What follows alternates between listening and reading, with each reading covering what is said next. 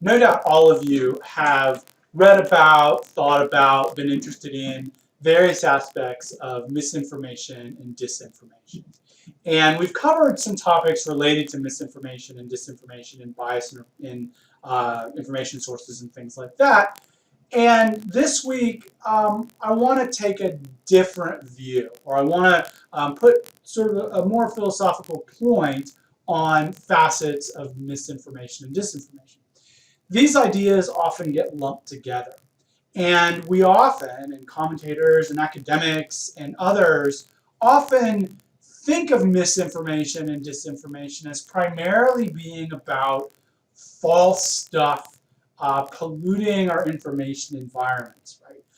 False claims being spread on Facebook or Twitter or wherever, and it being a process of people not having access to better information or coming to false beliefs on the basis of the existence of false propositional beliefs polluting their feeds. Now, surely there's some of that, right? There's got to be some kind of truth to that matter, but the readings this week point in slightly different directions. They do some of this work that we started with at the beginning of the semester and that we've come back to again and again, and that's this heuristic of clarifying concepts before we get started on all the rest of the work of thinking through moral claims and value judgments and things like that, right? So remember, the heuristic is clarify concepts, get facts straight, propose best version of a moral theory, think through those facts and concepts in light of that moral theory, come to a conclusion, exercise basic critical reasoning while one does so. And what the readings from Alfano, Carter, and Jung on one hand, and from Thi Nguyen on the other, isn't that conceptual part, right? They are trying to explain what misinformation really is, or what the process is, and they're not doing it just to describe a kind of natural phenomenon in the world. Rather, they're doing it with an eye to thinking about what the problem actually is, if there is one. Like, what is the value problem of false beliefs, of false information, of misinformation, and the like, right? So they're coming at it from this this conceptual space with an eye towards these value questions down the road. And I'll get into the specifics of this in the more structured lectures, but in this introduction, I just want to explain kind of what the project is for this week. So on the Alfano et al. Article, they talk about this concept of technological seduction. And this is a process by which people become lured in a way, or drawn in to misinformation and motivate and kind of antisocial motivational structures, and that creates problems. So they talk about this idea of being seduced either from kind of top-down processes where technological structures create the environments in which people get drawn into certain either misinformation cycles or antisocial belief structures or cycles, or bottom-up ones that are about being pulled into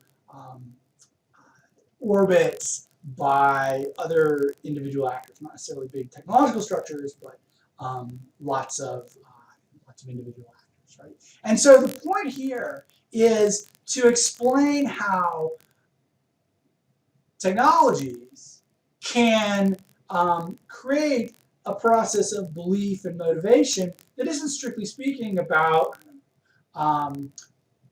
viewing evidence and analyzing that evidence and forming beliefs in response. Rather, it's about a kind of motivated reasoning structure. Thing one. Now, we'll get into that in the other lectures, but that's sort of one set of concepts and understandings that Alfano et al. Are trying to explain.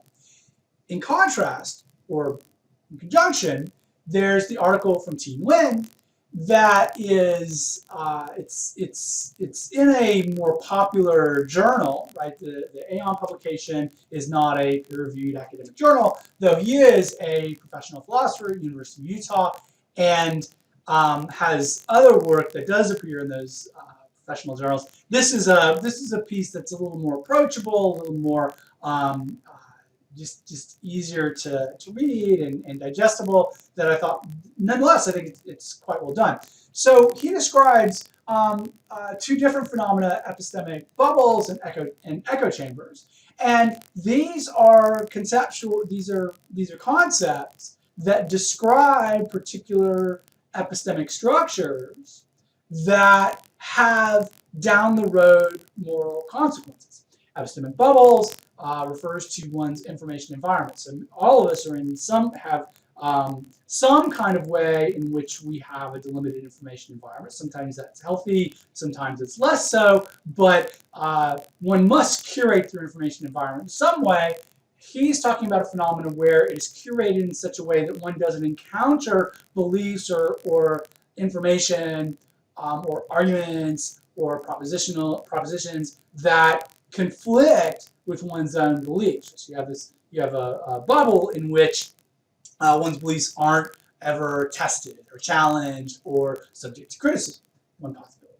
A deeper problem he refers to as echo chambers, which have to do with a phenomenon of trust, right? So this is not necessarily a misinformation environment, or an environment in which one is exposed to false propositional claims. Rather, it's one in which one's trust in information sources and whole classes of information sources is systematically undermined, right? So it sort of poisons one or multiple, potentially, categories of useful, good information. So these can work in tandem, but they're distinct. Now, again, my emphasis for this little informal introduction is to do some conceptual clarification surrounding mis and disinformation, right? So the idea is to explain what